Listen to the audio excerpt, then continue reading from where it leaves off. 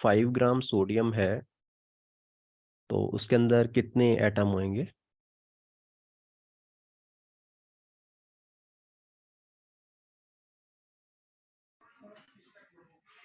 To. हाँ क्या बोल रहे हो? ये तो वो लोग बोलेंगे जिनको बिल्कुल केमिस्ट्री नहीं आता जितना आप बोल रहे हैं। 2 एटम कैसे हो सकते हैं? 11.5 ग्राम।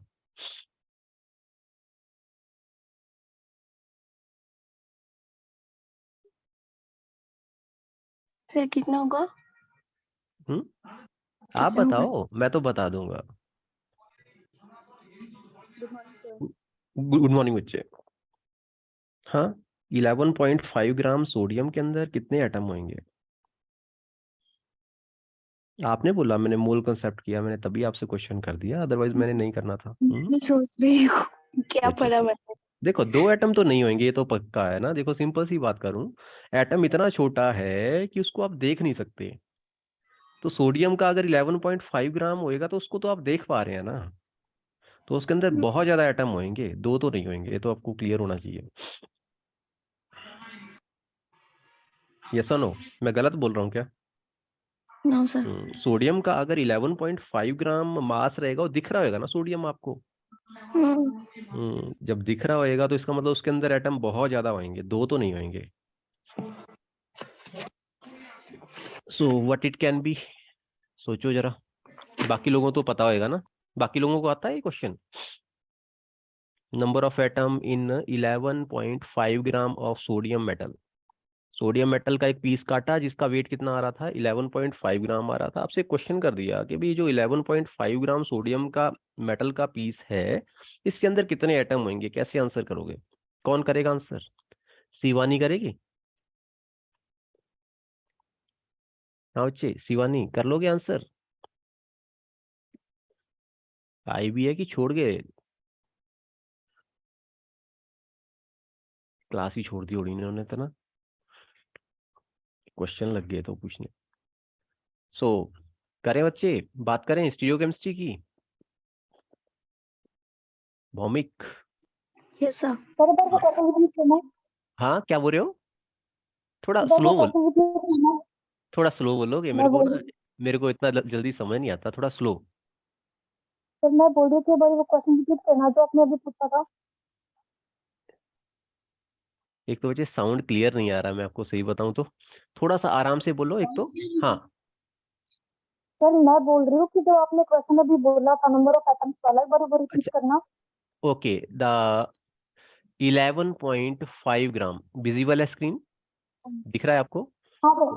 हाँ हाँ, सर। तो it is talking, he is she is talking about 11.5 gram of sodium piece. कितना है? हम्म 11.5 ग्राम सोडियम का पीस है, उसके अंदर एटम कैलकुलेट करने हैं। How many atoms will be there? Sir हो जाएगा, सीधी सी बात है। ये मोल कॉन्सेप्ट से हो जाएगा सर। इसका ये जो इसका गिवन मास दे रखा है, मोलर मास पता ही होता है, तो given mass by molar mass is equal to number of atom by Avogadro number. हाँ बताओ फिर कितना होएगा? 1 2 3 4 5 6 कितने होंगे? सर एक मिनट में कैलकुलेट कर। कर लो। आज मोल कंसेप्ट ही कर लेते हैं ना डिस्कस सर जी बोलिए। 0.5। कितना बच्चे? सर 0.5। 0.5 नहीं बच्चे, क्या बोल रहे हो आप? 0.5 एटम होंगे बस। ये तो बहुत गड़बड़ हो गया। आपने मतलब लेक्चर नहीं अटेंड किया ना। आपको सजेस्ट करूंगा, अभी यूट्यूब के ऊपर वो रिकॉर्डेड फॉर्म में रहेगा लेक्चर। सर मेरे मोल। पास हाँ बच्चे बोलो। सर 0.5 इंटू एवोगैड्रो नंबर आएगा। हाँ 0.5 इंटू अवोगाड्रो नंबर, बिल्कुल इजी है बच्चे, आप टेढ़े तरीके से कर रहे हो। मेरे को बताओ एटॉमिक मास कितना होता है सोडियम का? It is 23 gram per mole. Yes और no? Yes sir. What is the atomic mass of sodium? ज्यादा डार्क हो गया कलर, एक सेकंड मेरे को चेंज करने देना है। नहीं सर यही सही है। मेरे को चुभ रहा है आंखों में बच्चे चलो ठीक है अगर तो। सो 23 ग्राम पर मोल हमारे पास क्या है? एटॉमिक मास है किसका? सोडियम का। ओके। अब ये जो मास मैंने लिया था वो था 11.5 ग्राम। आप देख सकते हो 11.5 ग्राम 23 ग्राम का कितना है हिस्सा है? आधा हिस्सा है। मतलब अगर 23 ग्राम जो सोडियम है that is 1 mole, so 11.5 gram sodium कितना होएगा? It will B 1/2 mole, yes और नो? अगर 12 केले जो है वो एक Yes, दर्जन sir. होते हैं तो 6 केले कितने होंगे? आधा दर्जन, वही बोल रहा है ये। 23 gram is 1 mole, 11.5 gram means 1/2 मोल। आपने करना क्या है, सिंपली मोल की वैल्यू डाल दो। इट इज 1/2 इंटू मोल की वैल्यू कितनी होती है? 6.02 into 10 power 23। This is number of atom. कितना हो जाएगा? 3.01 इंटू 10 पावर 23 एटम। तो जो 2 बोल रहा है, जो 3 बोल रहा है, जो 4 बोल रहा है, वो सारे के सारे गलत हैं। क्या होएगा? This is the number. अगर इसमें मैं सिंपली 3 भी लिख दूं, 3.01 की जगह पे 3 लिख के, और उसके आगे कितनी जीरो लगेंगी? 3, 3 6, 3 9, 3 12, 3 15, 3 18, 3 21 और ये 2 23। This is the number. इतने एटम होंगे। समझ आया बच्चे? Bhowmik, Yes, sir. This is the number जिसके बारे में मैं बोल रहा था। चलो आगे डिस्कस करें टॉपिक को। तो Yes, sir. अगर आपको इसमें दिक्कत है मोल कंसेप्ट में, रिकॉर्डेड लेक्चर एक बार चेक करो। अगर ये यहाँ से नहीं क्लियर हो रहा है, इवनिंग सेशन में ज्वाइन करो, वहां पे मैं दोबारा से मोल कंसेप्ट आपको क्लियर करवा दूंगा आपके बोलने के ऊपर। लेकिन है ना, अगर आप बोलोगे कि दोबारा से करना है, वहां पे मैसेज डालो, है ना, कमेंट डालो कि सर हमें मोल कंसेप्ट दोबारा से करवा, तो दोबारा से करवाऊंगा विद क्वेश्चंस। जैसे आप बोलेंगे वैसे करवाएंगे, है ना। तो ट्राई करो, प्रीवियस जितने भी टॉपिक हो रखे हैं उनके ऊपर थोड़ा सा ध्यान देना है, ऐसे नहीं कि छोड़ दिया हो गया अब, है ना। चलो, आज का जो हमारा टॉपिक है दैट इज स्टीरियो केमिस्ट्री, जिसको मैंने रिकैप्चुलेट करना है आज, है ना, क्योंकि आप छुट्टियों के बाद आ रहे हैं तो काफी ज्यादा वैसे हो गया था। आरएस कॉन्फ़िगरेशन तक कर लिया था ना हमने। लास्ट Yes, टॉपिक क्या sir. था, याद है आपको? क्या करा था हमने? Fisher Yes, projection. RS. हाँ जी, Sir, RS RS configuration किया था. आरएस कॉन्फ़िगरेशन कर लिया था ना। समझ आ गया था आपको आरएस कॉन्फ़िगरेशन कैसे करते हैं, Yes, sir. किस तरीके से प्रायोरिटी असाइन करते हैं? डीएल कॉन्फ़िगरेशन भी हो गया था, यस और नो? Yes, sir. हाँ, Yes, sir. डीएल हो भी गया. हो गया, आरएस भी हो गया, ईजेड नोटेशन भी हो गया ना। तो ये इंपॉर्टेंट टॉपिक है इसके अंदर। डायस्टीरियोमर, एनेंशियोमर, ये समझ आ गया था? What are enantiomer and Yes, what sir. Are diastereomer? Okay, चलो बात करते हैं। तो आज मैं सारे को एक बार रिकैपिटुलेट कर दे रहा हूँ, कल से हम फिर हाइड्रोकार्बन स्टार्ट कर देंगे, है ना, नेक्स्ट चैप्टर, है ना। इसके असाइनमेंट्स में अपलोड कर दूंगा, उनको आपने चेक कर लेना एक बार। So the topic is stereochemistry. You know, the branch of chemistry which deals with the three-dimensional arrangement of molecule in three-dimensional arrangement of group, sorry, in a molecule, that is known as what? Stereochemistry, है ना। किसी molecule के अंदर जो isomerism exist करता है, वहां पे अगर मॉलिक्यूल के अंदर ग्रुप का अरेंजमेंट डिफर कर रहा है, थ्री डायमेंशनल स्पेस के अंदर स्पेशियल अरेंजमेंट जिसको हम बोल देते थे, उसके साथ डील करने वाली जो केमिस्ट्री की ब्रांच है उसको क्या बोलेंगे? स्टीरियो केमिस्ट्री बोलेंगे। साथ में मैंने वर्ड यूज किया यहाँ पे chiral molecule. You know chiral molecule, है ना। नॉर्मली आप इसको याद रखते हैं that if the carbon atom is having 4 different group then the molecule is chiral. सबसे पहले यहाँ से स्टार्ट करने जा रहा हूँ, ये आपको इंपॉर्टेंस बताएगा इस टॉपिक की, ये कितना इंपॉर्टेंट है। आप देखेंगे यहाँ पे 2 मेडिसिन है, एक है डेरवोन और एक है नोवरेड। क्या है? एक है डेरवोन और दूसरी कौन सी है? नोवरेड। आप नाम भी अगर चेक करेंगे तो इसमें भी अल्फाबेटिकल ऑर्डर को रिवर्स किया है। बच्चे स्क्रीन विजिबल है या नहीं ये मेरे को बता देना ना। विजिबल है ना? हाँ, Yes, sir. तो क्या, Visible है. हाँ ये क्या, लेफ्ट हैंड साइड पे आपको लिखा हुआ है क्या? डेरवोन। डेरवोन का उल्टा लिखा हुआ है NOVRAD, नोवरेड, है ना। आप अगर देखेंगे दोनों आपस में क्या है, they are isomer of each other. And which isomer? Stereo isomer they are. दोनों क्या हैं? एक दूसरे के स्टीरियो आइसोमर हैं, they are optical image of each other. और आप अगर देखें Darvon is the pain killer. दोनों की एक्टिविटी डिफर कर गई। लिंकेज देखो जरा, लिंकेज सेम है। यहाँ पे भी क्या, ये ग्रुप, इधर भी कौन सा ग्रुप?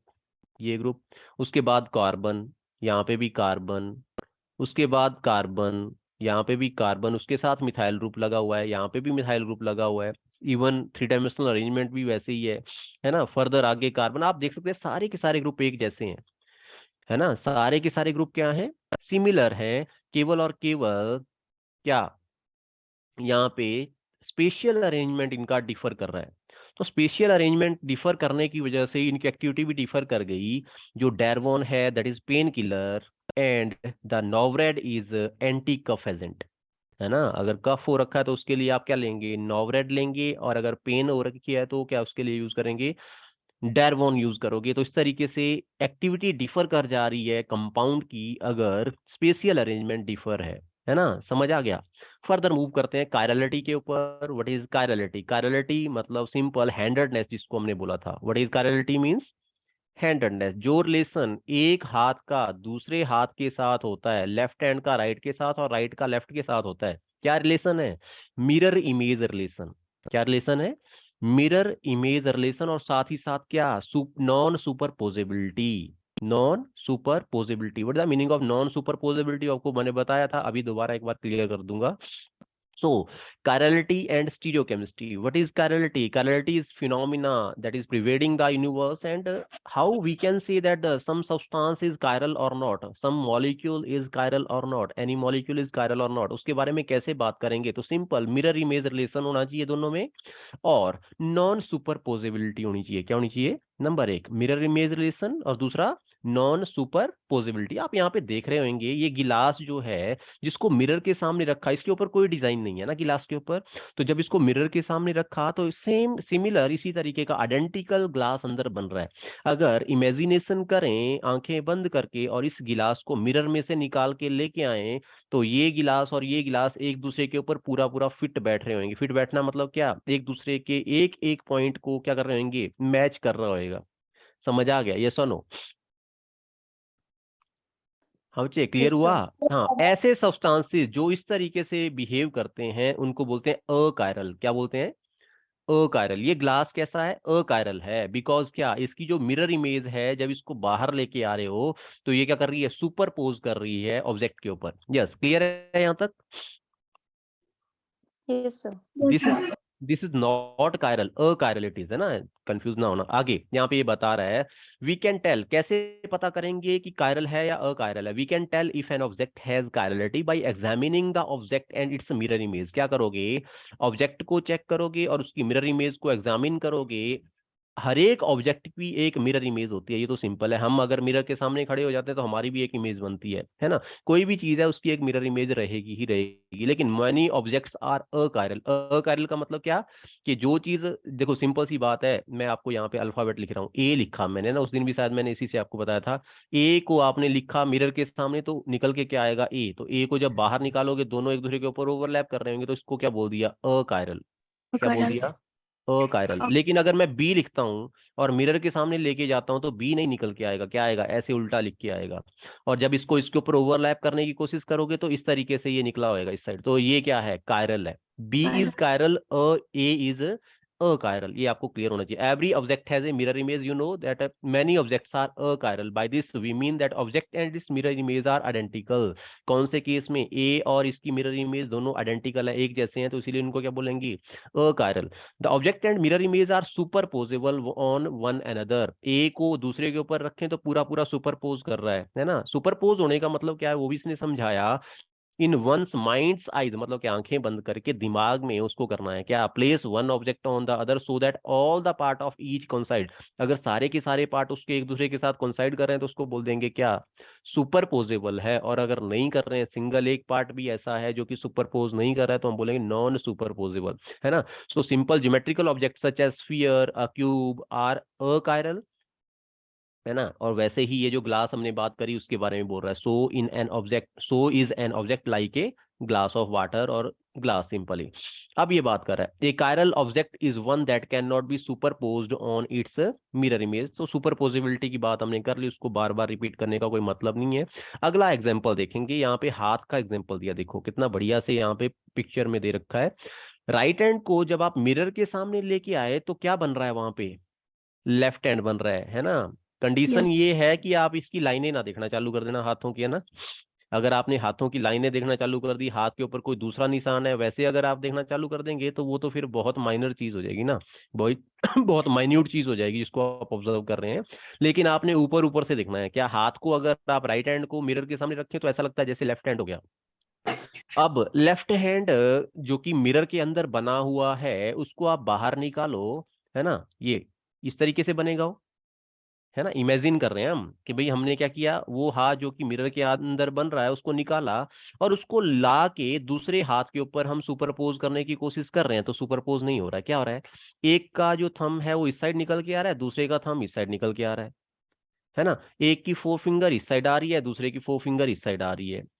ओके, मिडल फिंगर, है ना, समझ आ गया। तो इस तरीके से जो सारे के सारे पार्ट हैं वो सुपरपोज नहीं कर पा रहे हैं, तो इसीलिए इसको क्या बोलेंगे, this is chiral one. Handedness इसीलिए बोला, जो एक हाथ में और दूसरे हाथ में रिलेशन है। सेम चीज इस मग के केस में बोल रखा है। इस मग में अगर ये डिजाइन ना होता और ये हैंडल ना होता तो ये दोनों क्या होते, सुपरपोजेबल होते एक दूसरे के ऊपर। यस और नो? यस सर, कायरल हो अकेला जाती। डिजाइन, अकेला डिजाइन और जो हैंडल है उसकी वजह से ये कप भी क्या बन गया, अब इट इज आल्सो कायरल। इसमें भी कायरलिटी आ गई। समझ आ गया? Yes yes sir. Sir. Okay, आगे बात करें। सो यस नेक्स्ट, अब यहाँ पे आइसोमरिज्म टोटल डिस्कस हो रही है, सारी तो नहीं मैं टाइप्स डिस्कस कर पाऊंगा, लेकिन यहाँ पे डिफरेंशिएट करना चाहता हूँ किसके बीच में, कॉन्स्टिट्यूशनल आइसोमरिज्म के बारे में और स्टीरियो आइसोमरिज्म के बारे में डिफरेंशिएशन है ना। दोनों में क्या डिफरेंस है, कॉन्स्टिट्यूशनल समझ रहे हैं, स्ट्रक्चरल आइसोमरिज्म को हम कॉन्स्टिट्यूशनल आइसोमरिज्म भी बोलते हैं। तो isomers are different compound that have same molecular formula, you know, है ना। आइसोमर का मतलब ही होता है, आइसो मीन सेम, सेम क्या, मॉलिक्यूलर फॉर्मूला। तो isomers are the different compound that have same molecular formula. अब हम अपनी स्टडी में दो जगह के ऊपर जाएंगे, एक कॉन्स्टिट्यूशनल आइसोमर और एक कौन सा, स्टीरियो आइसोमर। सो हमारी ज्यादातर जो अटेंशन रहती है ना, in our study much of our attention has been directed toward the isomers we have called constitutional isomer। जो बोला, नॉर्मली हम बात करते हैं constitutional isomer की बात करते हैं, जिसमें पोजीशन आइसोमर्स थे, फिर आपके टॉटोमर्स थे, या दूसरे chain isomer, ring chain isomer, इस तरीके से, है ना। कॉन्स्टिट्यूशनल आइसोमर कौन से होते हैं, they have same molecular formula but different connectivity, है ना। ये एग्जांपल देखो। यहाँ पे अगर आप देखें तो ये क्या है, ब्यूटेन है। ब्यूटेन में कितने कार्बन है, 4 कार्बन, एक कार्बन, दूसरा कार्बन, तीसरा कार्बन और चौथा कार्बन, चारों कार्बन एक लाइन में जुड़े हुए हैं, ऐसे करके हैं, 1 2 3 एंड 4। लेकिन दूसरा कंपाउंड क्या है, 2 मिथाइल प्रोपेन, इसमें क्या है, 3 कार्बन ऐसे जुड़े हुए हैं और चौथा कार्बन दूसरे कार्बन के साथ इस तरीके से जुड़ा हुआ है, तो कनेक्टिविटी का डिफरेंस है, तो इसीलिए इसको क्या बोल दिया, कॉन्स्टिट्यूशनल आइसोमर। समझ आ गया, what is the meaning of constitutional isomer, जिसमें कनेक्टिविटी का डिफरेंस रहेगा उसको बोल दिया कॉन्स्टिट्यूशनल आइसोमर। यस, क्लियर है। सेम चीज दूसरे एग्जांपल में भी है, एक में एक में स्ट्रेट चेन ऐसे कार्बन कार्बन कार्बन क्लोरीन ऐसे करके लगा हुआ है, और दूसरे में क्या है, कार्बन कार्बन कार्बन क्लोरीन इधर से अटैच हो रखा है, तो कनेक्टिविटी डिफरेंट है, एक में अलग है दूसरे में अलग है, तो इनको बोलते हैं कॉन्स्टिट्यूशनल और स्ट्रक्चरल आइसोमर। लेकिन स्टीरियो आइसोमर क्या होते हैं, stereo isomers are not constitutional isomer. Stereo isomer में क्या आएगा आपके पास, जैसे मैं यहाँ पे एक एग्जांपल ले रहा हूँ, ये CH3 CH2 CH CH3 और यहाँ पे OH लगा हुआ है ना। तो इसके हम क्या लिख सकते हैं, स्टीरियो आइसोमर लिख सकते हैं। कैसे लिखेंगे स्टीरियो आइसोमर, बता सकते हो? सिंपली ऐसे लिख लेंगे, CH3 CH2, ये कार्बन लिख दिया, इधर CH3 लिख दिया, तो एक को ड्रॉ कर दो डार्क लाइन से, क्या हाइड्रोजन लिख दो यहाँ पे, और एक को ड्रॉ कर दो डैश लाइन से, OH। इसका मतलब हुआ OH आपसे दूर की तरफ को है और हाइड्रोजन आपके नजदीक की तरफ है। दूसरा जो स्टीरियो आइसोमर होगा वो कैसे होएगा, it will B CH3 CH2 CH3। क्या करो, ये जो हाइड्रोजन आपसे नजदीक की तरफ का इसको दूर कर दो और OH को क्या कर दो, नजदीक कर दो, तो ये आपके पास क्या बन गया, स्टीरियो आइसोमर बन गया। समझ पाए, यस और नो? सिंपली क्या अरेंजमेंट डिफर कर गया किसका, ग्रुप्स का, तो उसको ही क्या बोलेंगे, स्टीरियो आइसोमर। तो they are not constitutional isomer. देखो सिंपल सी बात है, कनेक्टिविटी तो सेम है ना। फर्स्ट कार्बन ये हुआ, सेकंड कार्बन ये हुआ, सेकंड कार्बन के ऊपर एक हाइड्रोजन लगा हुआ, एक OH लगा हुआ है, यहाँ पे भी तो ऐसा ही है, ये फर्स्ट कार्बन ये सेकंड कार्बन, सेकंड कार्बन के ऊपर एक साइड हाइड्रोजन लगा हुआ है, सॉरी एक साइड मैंने OH लिखना था ना यस ये OH, एक साइड हाइड्रोजन लगा हुआ है और एक साइड क्या लगा हुआ है, OH लगा हुआ है। लेकिन फर्क कहाँ पे पड़ रहा है, एक बारी OH आपसे दूर की तरफ को है और एक बारी आपसे नजदीक की तरफ को है, तो इसीलिए उनको क्या बोल दिया, स्टीरियो आइसोमर बोल दिया। समझ आ गया? तो they are not constitutional isomers, तो वही बोला, stereo isomers have their atom connected in the same sequence, same constitution is there, but they differ in arrangement of their atom in the space। लेकिन उनका डिफरेंस कहाँ पे आएगा? Atom की arrangement के ऊपर डिफरेंस आएगा। दोनों एटम डिफरेंट तरीके से अरेंज हो रखे होंगे, दैट इज द स्टीरियोकेमिस्ट्री, है ना। जो ब्रांच इसके साथ डील करेगी उसी को क्या बोलेंगे? स्टीरियोकेमिस्ट्री बोलेंगे। यस, क्लियर है बच्चे यहाँ तक? Yes, sir. Okay good. So आगे मूव करते हैं। तो एनांशियोमर एंड डायस्टीरियोमर हमारे पास आ रहा है। What is enantiomer and what is diastereomer? देखो सिंपल सी बात है, enantiomer as well as diastereomer both are what? Stereoisomer. What are these? They are stereoisomer. लेकिन एनांशियोमर वो स्टीरियोआइसोमर होते हैं जिनकी मिरर इमेज सुपरपोजेबल नहीं होती है। किसके ऊपर? किसके ऊपर? कंपाउंड के ऊपर, है ना। जिसकी मिरर इमेज सुपरपोजेबल नहीं होगी किसके ऊपर? कंपाउंड के ऊपर, या वो दोनों एनांशियोमर आपस में सुपरपोजेबल नहीं होंगे, उनको बोल देंगे एनांशियोमर। लेकिन डायस्टीरियोमर क्या होते हैं? डायस्टीरियोमर वो दो कंपाउंड हैं जो आपस में मिरर इमेज ही नहीं है। ध्यान देना, they are not the mirror image of each other. Diastereomer ऐसे कंपाउंड, ऐसे आइसोमर जो आपस में मिरर इमेज ही नहीं है। लेकिन एनांशियोमर वो कंपाउंड जो कि आपस में मिरर इमेज रिलेशन रखते हैं और साथ ही साथ नॉन सुपरपोजेबल हैं। ओके, समझ आ गया? यस और नो? याद रह जाएगा। दोनों स्टीरियोआइसोमर हैं लेकिन नॉन सुपरपोजेबल मिरर इमेज एनांशियोमर के केस में, डायस्टीरियोमर के केस में क्या? उसमें मिरर इमेज ही नहीं है ना। आगे देखते हैं। इसका सबसे बढ़िया एग्जांपल डायस्टीरियोमर का अगर आप देना चाहते हैं तो सिस ट्रांस आइसोमर ले लो। क्या ले लो? Cis trans isomer. चेक करो आगे, मैंने वही एग्जांपल ले रखे हैं। ये देखो, ये हमारे पास कौन सी फॉर्म है? This is the cis form and this is trans form, है ना। डाइक्लोरोइथीन की सिस फॉर्म और ट्रांस फॉर्म हमने ली। अगर आप इनको चेक करें, मैं अगर यहाँ पे एक मिरर रख दूं बीच में, तो क्या मिरर में जो इमेज आएगी वो ये वाली बनेगी क्या? यस और नो? Yes, sir. यस कहाँ से कर दिया बेवकूफ? नहीं सर, नहीं सर, लास्ट फिल्म में सो जाते हैं करवाना। आप लोग, सो ही जाते हैं आप लोग, है ना बीच में। हाँ, इसकी मिरर इमेज देखो, इधर भी क्लोरीन है, इधर भी क्लोरीन है। जब इसकी मिरर इमेज बनेगी तो उसमें क्या बड़ी हद होगी, तो क्लोरीन इधर आ जाएगा हाइड्रोजन की जगह पे। लेकिन यहाँ पे क्या हुआ, एक क्लोरीन इधर आ गया, एक क्लोरीन इधर आ गया, तो मिरर इमेज कैसे हो सकता है? Okay, so this is not the mirror image of this, so that's why both these compound are what? Isomer but diastereomer they are. समझ आ गया? Same is the case second, इसमें भी ऐसे ही है। दोनों मिथाइल एक साइड थे, अभी क्या हो गया? एक मिथाइल एक साइड है, एक मिथाइल दूसरी साइड है। अगर इसको मिरर के सामने रखें तो ये आपस में मिरर इमेज नहीं है, तो इनको क्या बोलेंगे? डायास्टीरियोमर बोलेंगे। यस, क्लियर हुआ? यस और नो? Yes, sir. हाँ, what are diastereomer? They are not mirror image of each other but they are isomer. Which isomer? Stereo isomer, है ना। कनेक्टिविटी डिफरेंट है ना दोनों में, कि नहीं? कनेक्टिविटी डिफरेंट है, सेम है? हाँ बच्चे, Different. हाँ डिफरेंट है, सेम है डिफरेंट है बेवकूफ, सर। सेम है बेवकूफ, सेम है। सर कैसे सेम सर कैसे है? चेक। मिथाइल में अरे सर चेक ये करना। डबल ओ कौन रुक बता जा, रहा है? रुक जा रुक जा। सेम है कैसे? ये देख, इस कार्बन के साथ एक साइड क्लोरीन लगा हुआ है, एक साइड हाइड्रोजन लगा है, तो यहाँ पे भी तो ऐसा ही है, इधर हाइड्रोजन लगा है, इधर क्लोरीन लगा हुआ है। दूसरे कार्बन के साथ एक साइड भी क्लोरीन लगा है, दूसरी साइड हाइड्रोजन लगा है, इसमें भी हाइड्रोजन और क्लोरीन लगा है। कनेक्टिविटी तो सेम है, अरेंजमेंट डिफरेंट है, स्पेशियल अरेंजमेंट डिफरेंट है। समझ आया? यस और नो? हाँ Yes, हाँ, sir. अरेंजमेंट। ध्यान ध्यान रखा करो ना। अभी डेफिनेशन में इतना कर रहे हैं, फिर उसके बावजूद चलो।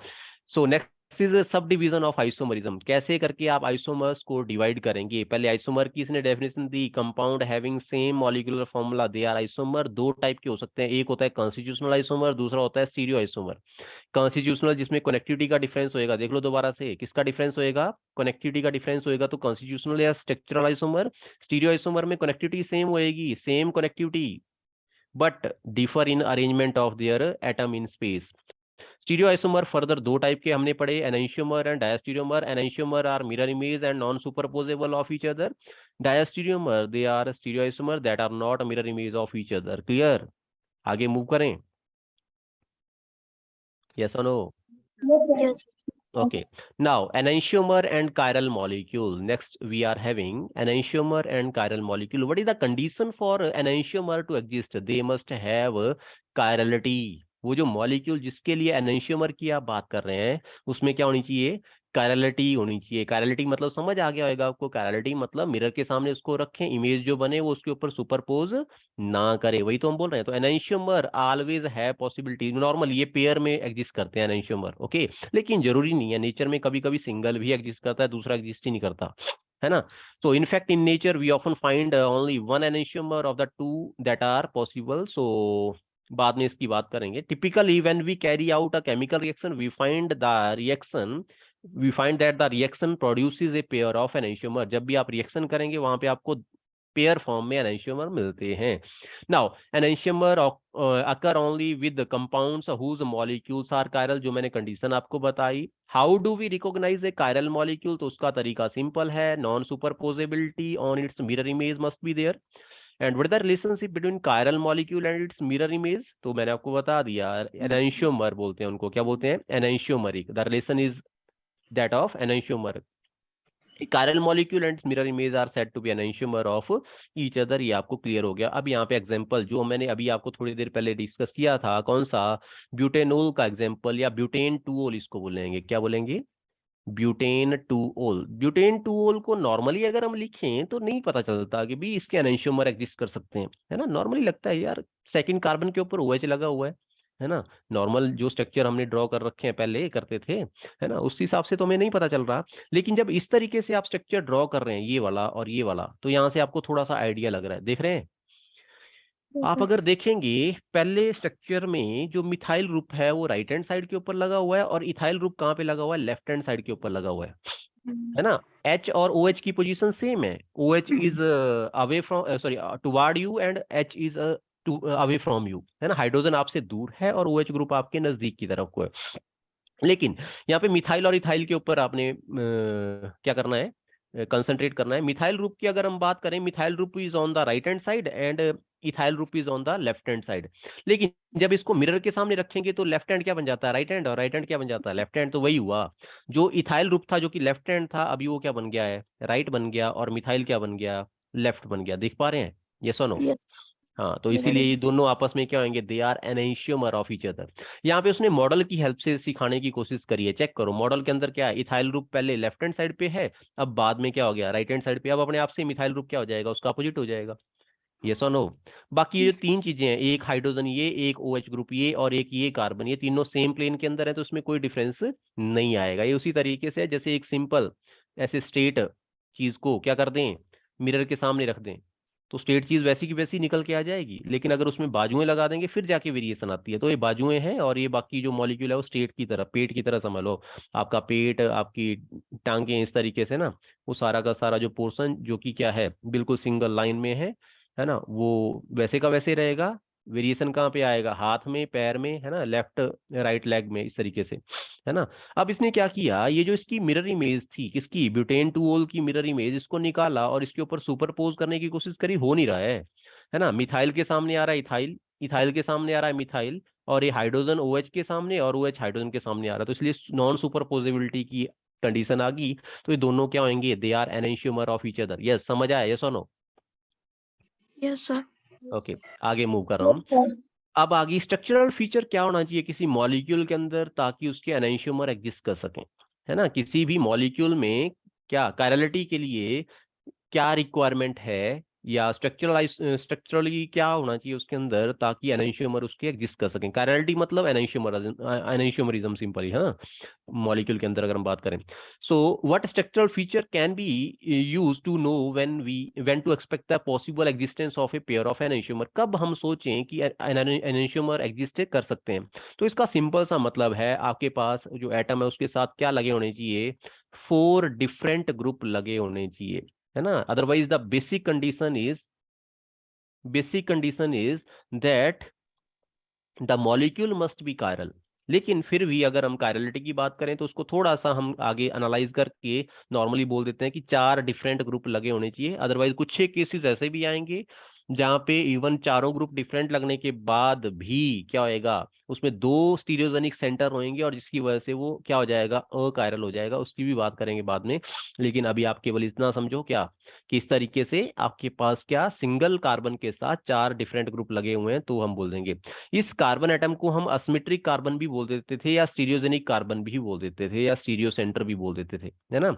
तो लेकिन अभी हम क्या बोलेंगे उसको? नॉर्मली कायरल सेंटर बोल के ही बोलेंगे। ओके, सो ये था आपका अबाउट कायरलिटी। क्या होना चाहिए? 4 डिफरेंट ग्रुप लगे होंगे, तो फिर, है ना। एक और चीज अगर हम बात करें, इसमें सिमिट्री की भी बात रहेगी, अभी तो नहीं, आगे ये आप देख लो पहले एक बार। ये जो मॉलिक्यूल है इसमें क्या लगे हैं, 4 डिफरेंट ग्रुप लगे हैं, एक साइड एक्स लगा है, एक साइड डब्ल्यू लगा है, एक साइड जेड लगा है और एक साइड वाई लगा है। जब इसको मिरर के सामने ले आएंगे तो फिर अब ये जो हमारे पास मिरर इमेज आएगी, इसमें क्या नॉन सुपरपोजिबिलिटी रहेगी एक दूसरे के साथ। आपने देखा होगा, नीचे देख रहे होंगे यहाँ पे मिरर के अंदर इस तरीके से आएगा ये, है ना, ये ग्रुप सारे के सारे। अब इसको निकाल के, इसको अपनी इमेजिनरी उसमें निकाल के, इमेजिनेशन करके और इसको बाहर निकालो और इसके ऊपर सुपरपोज करने की कोशिश करोगे, नहीं हो रहा है।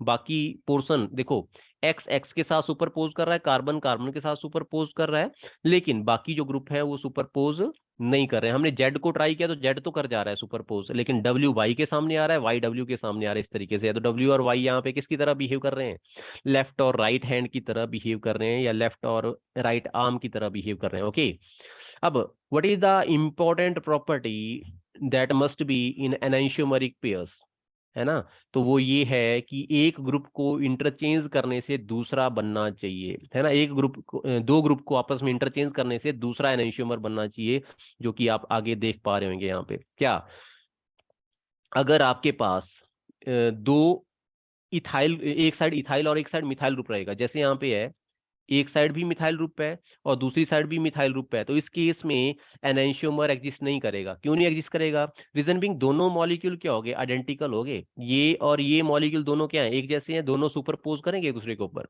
तो इसलिए एनेंशियोमरिज्म एग्जिस्ट नहीं करेगा। अगर दो ग्रुप क्या हो गए, सिमिलर हो गए, तो कंडीशन वही रहेगी दोबारा से, क्या, ग्रुप्स मस्ट बी डिफरेंट, चारों के चारों ग्रुप। ओके, फर्दर यहाँ पे एक डेली लाइफ का एग्जांपल दे रहा है। आपके पास दो कंपाउंड है, एक है पॉजिटिव लिमोनिन, एक है नेगेटिव लिमोनिन। नेगेटिव लिमोनिन होता है लेमन के अंदर और पॉजिटिव लिमोनिन होता है ऑरेंज के अंदर, और उसी की वजह से जो टेस्ट का अड्योर का जो डिफरेंस है वो आपके पास आता है ना। लेमन आपने यूज करा होगा और कौन सा, ऑरेंज भी आपने कंज्यूम करा होगा, तो दोनों के केस में जो टेस्ट का डिफरेंस है, अड्योर का डिफरेंस है, वो किसकी वजह से है, अकेला और अकेला इनके अंदर जो कंपाउंड है, जो दो एनाइंशियोमर है, उनकी वजह से। आप देख सकते हैं केवल डिफरेंस किस चीज का आ रहा है, बाकी सारा सेम है, यहाँ पे लिंकेज का डिफरेंस आ रहा है। ये आपकी तरफ को प्रोजेक्ट कर रहा है और ये अवे फ्रॉम यू प्रोजेक्ट कर रहा है। समझ आ गया, यस और नो। तो इस तरीके से 3D Yes. में किस तरीके से अरेंजमेंट है वो डिसाइड कर रहा है कि कौन सा कंपाउंड। यहाँ पे एक और एग्जांपल थैलिडोमाइड का एग्जांपल दे रखा है। थैलिडोमाइड एक ड्रग है जो कि यूज करी जाती थी 1963 से पहले, किस लिए, मॉर्निंग सिकनेस को क्योर करने के लिए, है ना, जो प्रेग्नेंट लेडीज रहती हैं उनमें मॉर्निंग सिकनेस रहती है, तो उसको क्योर करने के लिए ये 1963 से पहले यूज करी जाती थी। लेकिन पता चला कि इस मेडिसिन को कंज्यूम करने से, थैलिडोमाइड को कंज्यूम करने से क्या आ रहा है, बर्थ डिफेक्ट आ रहे हैं बच्चों में, है।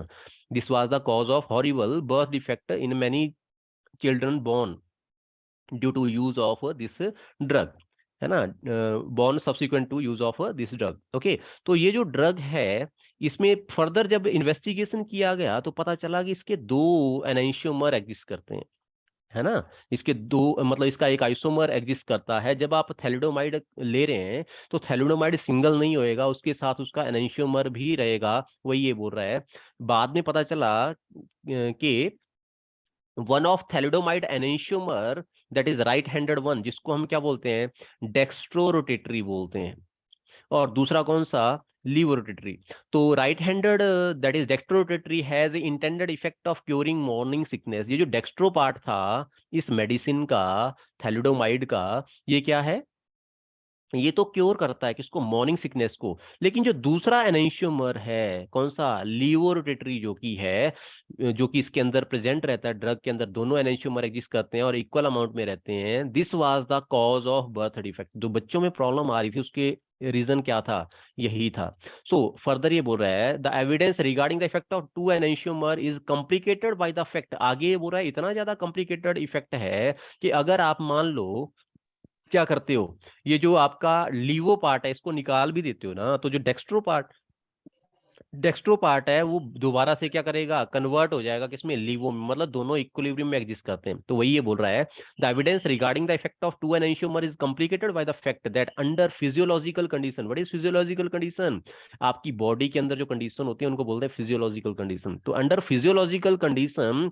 The two enantiomer are interconverted, मतलब आपने सोचा कि मैंने लीवो पार्ट तो निकाल दिया, डेक्स्ट्रो पार्ट को यूज कर लेते हैं, लेकिन डेक्स्ट्रो को जब आप बॉडी में लेके जाओगे तो बॉडी के अंदर वो अपने आप से किस में कन्वर्ट हो जाएगा, लीवो में कन्वर्ट हो जाएगा और वही काम करना चालू कर देगा जो पहले वो कर रहा था। तो now however thalidomide is approved under highly strict regulation for treatment of some form of cancer. लेकिन इसको अभी भी यूज किया जा रहा है क्या करने के लिए, कुछ एक प्रॉब्लम्स को सॉल्व करने के लिए, क्या कैंसर के लिए इसको यूज किया जा रहा है, and a serious complication associated with leprosy के लिए यूज किया जा रहा है। और दूसरा कंडीशंस इंक्लूडिंग एड्स के लिए यूज कर रहे हैं इसको, रिमोटॉइड आर्थराइटिस के लिए इसको यूज कर रहे हैं। तो इस तरीके से नंबर ऑफ जगह पे इसको यूज किया जा रहा है। लेकिन प्रॉब्लम के बारे में मैंने बताया कि आप एक मेडिसिन कंज्यूम कर रहे हैं, उसके अंदर दो एनेंशियोमर हैं, एक एनेंशियोमर हेल्पफुल होएगा, दूसरा एनेंशियोमर क्या होएगा, प्रॉब्लम कॉज कर रहा होएगा। ओके, तो इस तरीके से आपकी मेडिसिन में काम कर रहा है। ओके, आगे बात करें। Thank you Yes, sir. Sir. Okay, थोड़ा सा क्लियर हुआ ये कंसेप्ट कैसे है, what is enantiomerism and why you need to study this. Clear हो रहा है केमिस्ट्री क्यों पढ़ने की जरूरत है, और एनेंशियोमरिज्म खास करके या स्टीरियोकेमिस्ट्री पढ़ने की क्या जरूरत है ना। मैं बोल रहा हूँ दोबारा से, एडवांस ब्रांच है ये केमिस्ट्री की, है ना, जिसके ऊपर काम कर रहे हैं। मैंने आपको एग्जांपल दिया था, अगर आपको याद हो, लीवोसिट्रेजिन का एग्जांपल दिया था ना। तो Yes, सेम sir. चीज यहाँ पे आपको थैलिडोमाइड का एग्जांपल एक और देखने को मिल गया, जहाँ पे इस तरीके से है। Okay, so how to test the chirality. तो हमारे पास होता है प्लेन ऑफ सिमेट्री। हाँ, क्या आता है प्लेन ऑफ सिमेट्री, यहाँ पे आपको डायग्राम के अंदर मैं डायरेक्टली लेके जा रहा हूँ, थ्योरी पोर्शन में नहीं। प्लेन ऑफ सिमेट्री क्या चीज होती है, आप देख रहे होंगे ये जो मॉलिक्यूल है, किस चीज का मॉलिक्यूल है ये, it is two chloropropane. Two chloropropane के अंदर अगर आप चेक करें, यहाँ पे एक प्लेन आ रहा है ना। प्लेन मतलब क्या, एक मिरर की तरह इसको आप कंसिडर कर सकते हैं। इस मिरर में अगर आप लेफ्ट हैंड साइड के मॉलिक्यूल के पार्ट को देखें तो राइट हैंड साइड का मॉलिक्यूल प्रोड्यूस हो जाएगा। अगर इस तरीके से कोई सिमेट्री रहती है मॉलिक्यूल के अंदर, जिसको हम प्लेन सिमेट्री बोल देते हैं, प्लेन ऑफ सिमेट्री बोल देते हैं, तो उस मॉलिक्यूल में क्या रहेगी, कायरलिटी नहीं रहेगी। समझ आया। अगर उसके अंदर सिमेट्री है, क्या बोला मैंने, if symmetry is there, which kind of symmetry, symmetry of plane और प्लेन ऑफ सिमेट्री। अगर प्लेन ऑफ सिमेट्री प्रेजेंट है किसी मॉलिक्यूल के अंदर, then it will be what, achiral, जो कि आप देख रहे हैं किसके केस में, टू क्लोरोप्रोपेन के केस में। लेकिन अगर यहीं पे एक ग्रुप डिफरेंट हो गया, मैंने आपको बोला था ना, दो ग्रुप अगर सेम हो गए तो फिर कायरलिटी नहीं रहेगी। यहाँ पे एक ग्रुप डिफरेंट हो गया, कौन सा, इथाइल ग्रुप। अब आप देख लो मिरर के साथ ये जो लेफ्ट हैंड साइड वाला पोर्शन है मिथाइल, ये प्रोड्यूस नहीं हो रहा है, तो इसीलिए क्या, इसीलिए क्या हम बोलेंगे प्लेन ऑफ सिमेट्री इसके अंदर नहीं है। और अगर प्लेन ऑफ सिमेट्री नहीं है तो ये मॉलिक्यूल कैसा होएगा, कायरल होएगा। तो सिमेट्री के साथ इसको क्या किया, थोड़ा सा रिलेट किया हुआ है।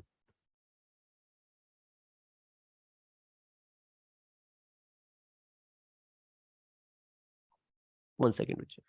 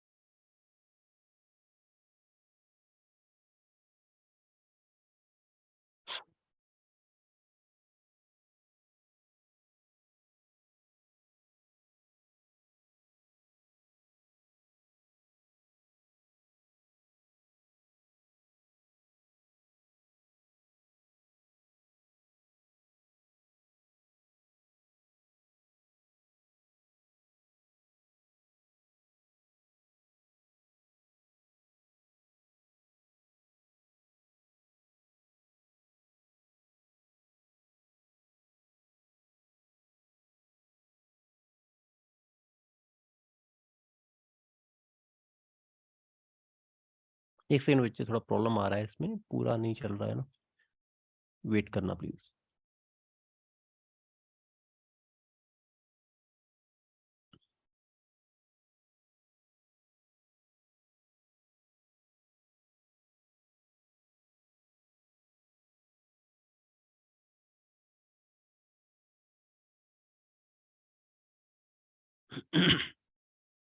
एक सेकंड, मेरे को दूसरी जगह से इसको लेना पड़ेगा शायद।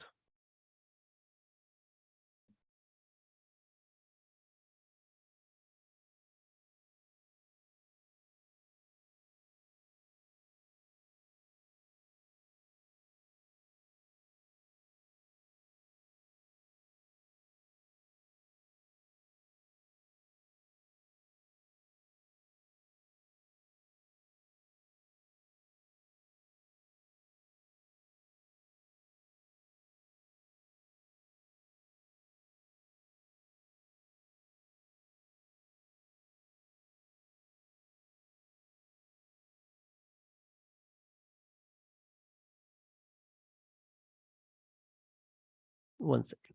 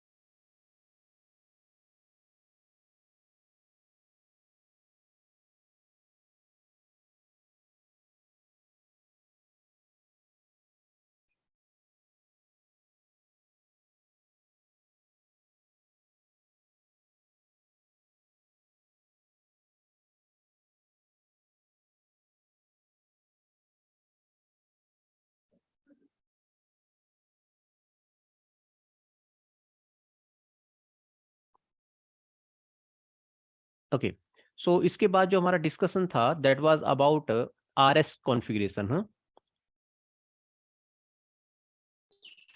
Yes, sir. ओके, एक सेकंड, इसमें नहीं रहेगा वो।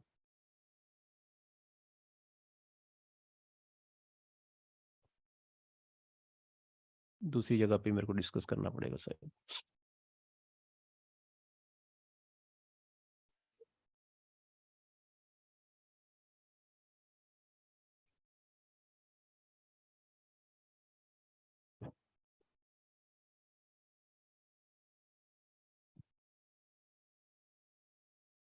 हाउ स्क्रीन विजिबल है?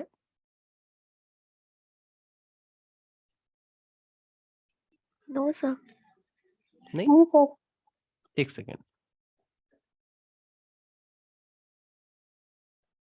अब देखो वाला। Yes, sir. अब visible है।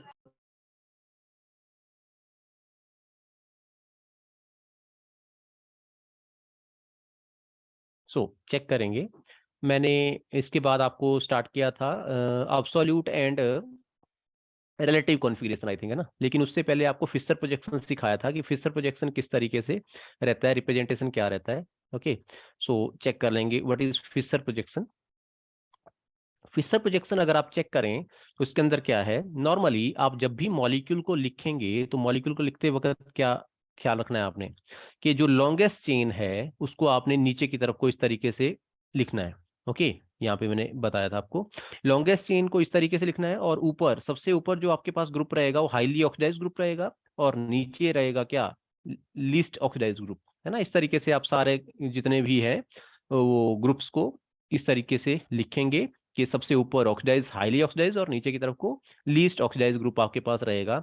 फर्दर ग्रुप्स को आपने क्या करना है, इस तरीके से लिखना है। अब ये जो रिप्रेजेंटेशन है किस तरीके से, उसको मैंने समझाया था। जैसे एक पर्सन एक्सरसाइज करता है तो एक्सरसाइज करते वक्त क्या, जो उसकी बाजुएं हैं उनको वो किस साइड, आर्म्स को किस साइड कर रहा है, हमारी तरफ को प्रोजेक्ट कर रहा है मान लो, है ना। तो उसी तरीके से ये जो दो ग्रुप है, एक ए ग्रुप और बी ग्रुप, ये इस तरीके से हैं जैसे ये हमारी तरफ को बाजुओं को प्रोजेक्ट कर रहा हो, है ना। अपनी आर्म्स को हमारी तरफ को प्रोजेक्ट कर रहा है, और अपने सिर को और जो उसके टांगे हैं या पैर हैं उनको किस साइड को, हमारे से दूर की तरफ को प्रोजेक्ट कर रहा है, पीछे की तरफ को। समझ आ गया, यस और नो? ये मॉलिक्यूल इस तरीके से है फिशर प्रोजेक्शन के अंदर कि ये जो दो ग्रुप हैं ए और बी, ये हमारी तरफ को प्रोजेक्ट कर रहे हैं, और सी और डी किसकी तरफ को, दूर की तरफ को प्रोजेक्ट कर रहे हैं, पीछे की तरफ को, इसकी बैक की तरफ को, है ना।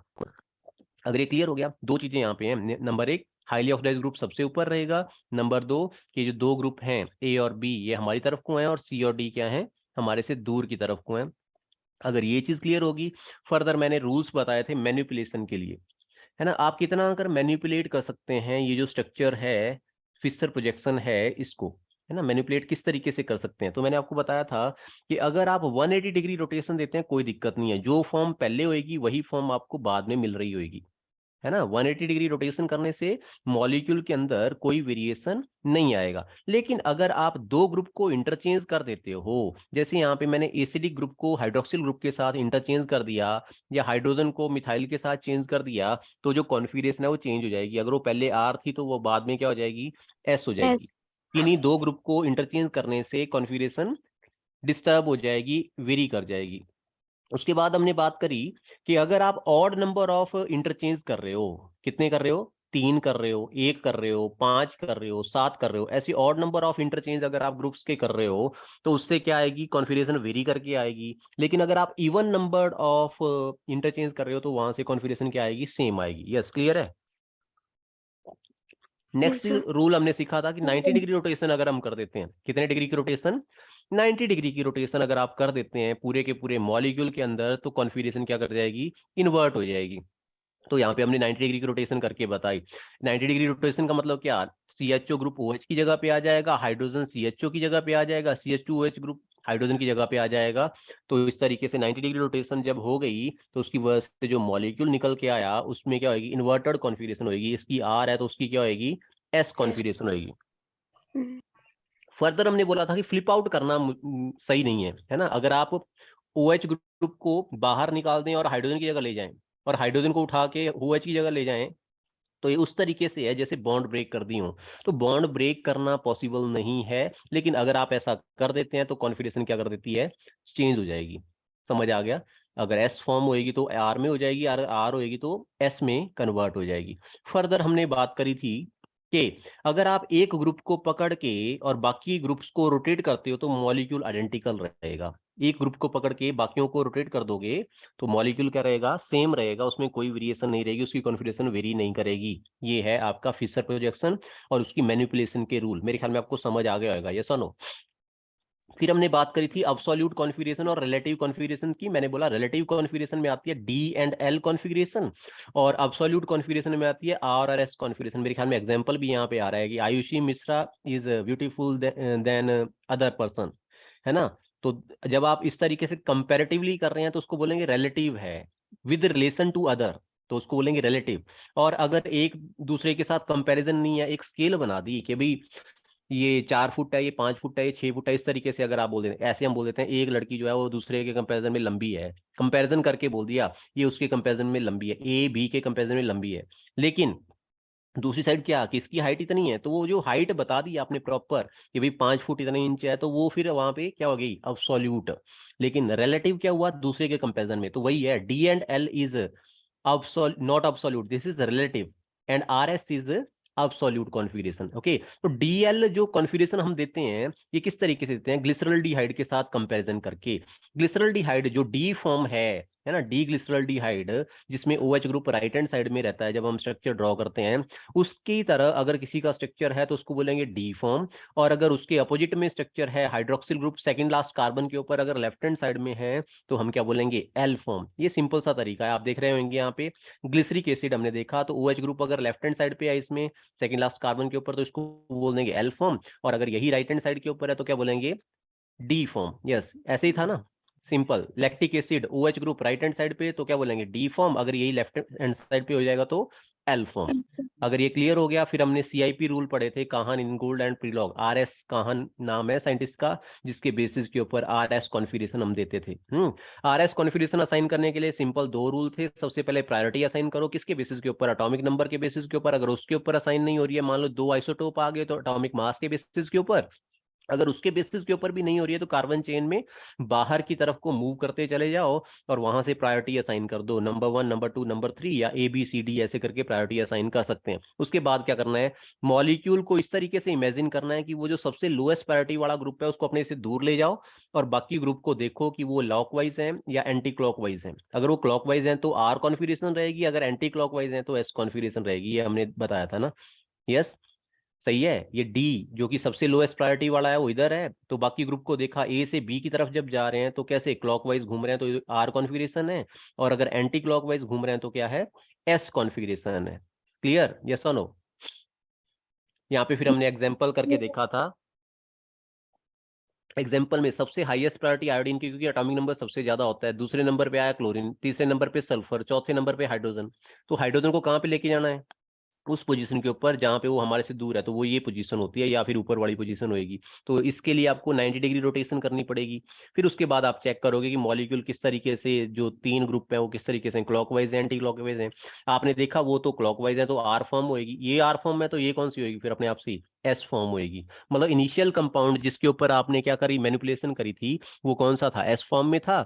और जब आपने उसमें 90 डिग्री रोटेशन करी या इंटरचेंज करे दो ग्रुप, तो वो किस फॉर्म में कन्वर्ट हो गया, R फॉर्म में कन्वर्ट हो गया। हमारे से इनिशियल का पूछा रहा होगा तो हम इनिशियल का बताएंगे कि वो कौन सी थी, S फॉर्म। सेम इसी तरीके से आप कितने ही एग्जाम्पल ले सकते हैं ना। तो ये आपको क्लियर हो गया होगा कि किस तरीके से आप कॉन्फ़िगरेशन दे सकते हैं, RS कॉन्फ़िगरेशन। हाँ बच्चे, क्लियर है? Yes, sir. अगर दिक्कत है तो आप रिपीट करवा सकते हैं, ऐसे कोई है नहीं। एक और चीज मैं यहाँ पे कवर करना चाहता हूँ, दैट इज ऑप्टिकल एक्टिविटी। कर लिया है हमने ये भी, ऑप्टिकल एक्टिविटी के नहीं? हाँ बच्चे, ऑप्टिकल एक्टिविटी डिस्कस किया था या नहीं? सर वही ना वो पोलराइजेशन वाला। पोलरीमीटर हाँ सर वाला। वो तो, हाँ सर वो हाँ, पहले करवा दिया था ये से हो पहले। गया था ना वैसे तो। चलो एक बार दोबारा मैं आपको थोड़ा उसको डिस्कस कर देता हूँ। With the help of text, है ना। चेक करना यहाँ पे अगर आपको विजिबल हो स्क्रीन तो। हाँ, एक सेकेंड, टेक्स्ट की हेल्प से ट्राई कर रहा हूँ कि आपको ज्यादा समझ आ जाए थोड़ा सा, क्योंकि आज रिकैप्चुलेट हम कर रहे हैं इसको सारे को। हाँ बच्चे, विजिबल है स्क्रीन? Yes, sir. ओके, सो इसमें हमने करना है, एक सेकेंड। एक्चुअली मैंने ये सारा स्लाइड बना रखा था लेकिन गलती से सेव नहीं किया, ऑटो सेव ऑन नहीं करा हुआ था, और इसी वजह से सारा गड़बड़ हो जाता है। अब यहाँ पे सारा मैटर आपको देखना पड़ेगा। ये है बच्चे, विजिबल है? यस और नो? Yes, sir. यस थोड़ा सर। बड़ा बड़ा कर दूं, चेक करो, सही है? Yes sir. अब विजिबल है ना। सो नॉर्मली यहाँ पे अब हम बात करने जा रहे हैं कि भाई, मैं आपको सिंपल वर्ड्स में बता देता हूँ। जो आपके पास ये मॉलिक्यूल होते हैं जिनको हम एनेंशियोमर बोल रहे हैं, क्या बोल रहे हैं, एनेंशियोमर। उन एनेंशियोमर का बॉइलिंग पॉइंट सेम होएगा या डिफरेंट होएगा, पहले ये बताओ। जो हम एनेंशियोमर बोल रहे हैं, R और S फॉर्म जिसको बोल दिया, R फॉर्म है और एक S फॉर्म है, तो इनका जो बॉइलिंग पॉइंट है वो सेम होएगा या डिफरेंट होएगा? So you must know that the boiling point for these compound enantiomers will be same. ठीक है, refractive index will be same. ऐसे बहुत सारी प्रॉपर्टीज जो कि इन कंपाउंड के लिए क्या होगी, सेम होगी। फिर आप कैसे डिफरेंशिएट कर पाओगे कि ये R फॉर्म है, S फॉर्म है, ये एक एनेंशियोमर है दूसरा एनेंशियोमर है? समझ आ रहा है कि नहीं? एक बॉटल आपके पास पड़ी हुई है जिसके अंदर क्या पड़ा हुआ है, ब्यूटेन टूल पड़ा हुआ है, कौन सी फॉर्म, R फॉर्म। दूसरा पड़ा हुआ है जिसके अंदर कौन सी फॉर्म पड़ी हुई है, S फॉर्म पड़ी हुई है। आप कैसे पहचानोगे कि ये R फॉर्म है, ये S फॉर्म है ना? तो उसके लिए क्या, simple, optical activity. From which phenomena we can find out, optical activity. आपको कैसे पता चलेगा, ऑप्टिकल एक्टिविटी से पता चलेगा। अब हम ऑप्टिकल एक्टिविटी के बारे में बात करने जा रहे हैं। तो ऑप्टिकल एक्टिविटी को समझने के लिए सबसे पहले हमें ये पता होना चाहिए कि भी लाइट के बारे में थोड़ा सा नॉलेज। हाँ, तो लाइट, लाइट के केस में क्या है, ये बता रहा है यहाँ पे कि लाइट नॉर्मली इस तरीके से होती है। ये क्या, लाइट में दो पोर्शन होते हैं, एक होता है इलेक्ट्रिकल पार्ट जिसको रेड तरीके से दिखा रहा है, और दूसरा होता है मैग्नेटिक पार्ट। है ना, एक मैग्नेटिक वेव रहेगी और एक इलेक्ट्रिकल वेव रहेगी। ये जो इलेक्ट्रिकल पार्ट और मैग्नेटिक पार्ट होता है किसका, लाइट का, वो डायरेक्शन ऑफ प्रोपेगेशन के परपेंडिकुलर में वाइब्रेट करता है ना। ये जो वेव्स होती हैं, electrical part of this light and magnetic part of light, it vibrate perpendicular to the direction of propagation of light. Okay, ये क्लियर है। इनकी ऑसिलेशन किस तरीके से होगी, वो इस तरीके से होती है जो आपको दिख रहा होगा, एक इसके परपेंडिकुलर में और दूसरा भी इसके परपेंडिकुलर में, मतलब तीनों चीजें, direction of propagation of light, electrical part and magnetic portion, they are perpendicular to each other. लेकिन अगर आप बिल्कुल सामने से सेम चीज को देख रहे होंगे, है ना, सिंपल लाइट को अगर आप सामने से देख रहे हो और आपको अगर इलेक्ट्रिकल और मैग्नेटिक कंपोनेंट या सिंपल इलेक्ट्रिकल कंपोनेंट भी विजिबल हो जाए, तो आपको कैसा दिख रहा होगा, बता सकते हो। जैसे यहाँ पे दिख रहा है बिल्कुल सामने से, मान लो लाइट इधर से इधर की तरफ को आ रही है और आप यहाँ पे खड़े हैं, यहाँ से आप उसको देख रहे हैं, तो और अगर आप उसका इलेक्ट्रिकल कंपोनेंट ऑब्जर्व कर पा रहे हो तो कैसे दिखेगी लाइट, पता है, ये इस तरीके से डॉट, और उसमें क्या वाइब्रेट कर रहे होंगे इस तरीके से, इलेक्ट्रिकल अलग अलग प्लेन में वो क्या कर रही होगी, इलेक्ट्रिकल फील्ड वाइब्रेट कर रही होगी, ऑसिलेट कर रही होगी। समझ आया, यस और नो? Yes, sir. क्लियर हो रहा है यस सर। नहीं हो रहा? हाँ हाँ, ऐसे ही मत यस सर करते रहना, बाद में फिर नहीं तो प्रॉब्लम आएगी। ओके, सो अब ये जो सिंपल लाइट है हमारे पास, जब इसको हम किस में से पास कर देते हैं, पोलराइड में से पास करते हैं। किस में से पास करते हैं, पोलराइड। पोलराइड मतलब सिंपली एक क्रिस्टल होता है, जब उसमें से आप पास करोगे तो वो जो लाइट है वो सिंगल प्लेन वाली बन जाती है। यहाँ पे इसके पास क्या है, मल्टीपल प्लेन है ना, उसमें क्या रहेगा फिर, सिंगल प्लेन इस तरीके से रह जाएगा। तो यहाँ पे वो पोलराइड दिखा रहा है, आप देख रहे होंगे जो पोलराइड उसने ड्रॉ करा है इसमें फिल्टर की तरह दिखा रखा है, ऐसे करके लाइनें लगी हुई हैं।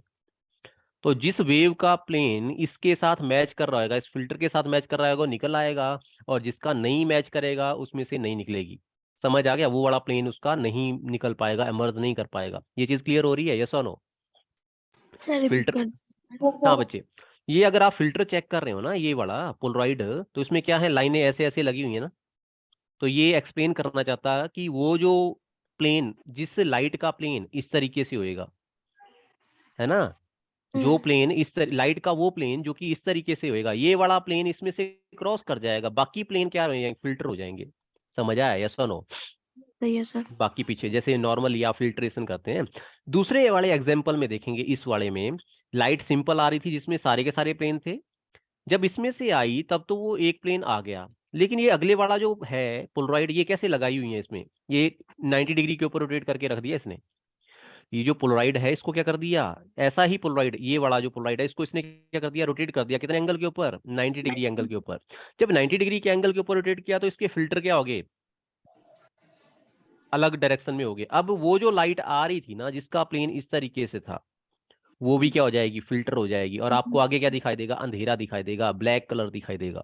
यस, क्लियर हुआ, यस और नो? Yes, sir. हाँ, अब इसको अगर आप ज्यादा समझना चाहते हो कि भाई ये है क्या एक्चुअली, तो उसके लिए उसने एग्जांपल दिया कि आप पोलराइड ग्लास यूज कर सकते हैं। आपके पास जो चश्मे होते हैं पोलराइड ग्लासेस, उनको क्या करना है, एक ग्लास ऐसे रखो और एक ग्लास उसके बिल्कुल परपेंडिकुलर में रखोगे, तो आपके पास जो कलर आएगा कैसा आएगा पता है, ब्लैक कलर आएगा। बोला रीजन बीइंग लाइट बिल्कुल भी नहीं आ पा रही है। सेम इसी के बेस्ड के ऊपर, इसी के बेसिस के ऊपर क्या होता है, आपके पास पोलरीमीटर होता है। ये है पोलरीमीटर का डायग्राम, है ना। पोलरीमीटर को यहाँ पे अकेला बताया हुआ कि इस तरीके से काम करता है।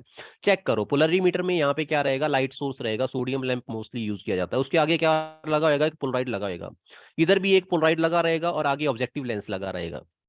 बीच में एक सैंपल, एक कांच की ट्यूब डालते हैं यहाँ पे, है ना, ग्लास ट्यूब डालते हैं जिसके अंदर सैंपल को भरा जाता है, जिसकी भी टेस्टिंग करनी होती है, जिसके भी ऑप्टिकल रोटेशन मेजर करनी होती है। तो क्या, यहाँ से लाइट के सोर्स से लाइट जाएगी, जिसके पास नंबर ऑफ प्लेन्स हैं, आगे जाके फिल्टर हो जाएगी, सिंगल प्लेन वाली लाइट मिलेगी। अब ये जो सब्सटेंस है अगर ये ऑप्टिकल एक्टिव है तो क्या करेगा, इसके प्लेन को रोटेट कर देगा। आप देख रहे होंगे यहाँ से जा रहा था ऐसे, आगे जाके प्लेन क्या हो गया, रोटेट हो गया, है ना। तो रोटेट होके जो भी रोटेशन होएगी उसको आप यहाँ से मेजर कर पाओगे, कहाँ पे, ऑब्जर्वर के पास। अब ये कैसे मेजर करते हैं उसको इसने तीन डायग्राम ये जो नीचे दे रखे हैं इनसे एक्सप्लेन करने की कोशिश करी है, आप समझेंगे। नॉर्मली जब यहाँ पे कुछ नहीं है बीच में, तो जो लाइट है यहाँ से सोर्स के बाद फिल्टर होने के बाद सिंगल प्लेन वाली जो लाइट है वो वैसी की वैसी इस पर्सन के आंखों के पास पहुंचेगी, तो उसको पता क्या दिखाई देगा, उसको ब्राइट लाइट दिखाई देगी, येलो कलर दिखाई देता है ऑब्जेक्टिव लेंस के अंदर। कैसा कलर दिखेगा, ब्राइट कलर दिखेगा, येलो कलर दिखाई देगा। लेकिन अगर इसी पोलराइड को आप देख पा रहे होंगे, यहाँ पे पोलराइड को क्या कर दिया उसने, रोटेट कर दिया 90 डिग्री के ऊपर। जब उसने रोटेट कर दिया तो अब क्या होएगा, वो जो ये वाली लाइट है ये भी पास नहीं कर पाएगी, तो यहाँ पे इसको क्या दिख रहा होगा पता है, ब्लैक कलर दिखाई देगा ऐसे करके सारा का सारा, मतलब वो जो ऑब्जेक्टिव लेंस है उसके ऊपर उसको ऐसे करके डार्क दिख रहा होगा, और यहाँ पे क्या ऐसे करके ब्राइट दिख रहा होगा, येलो कलर दिखता है।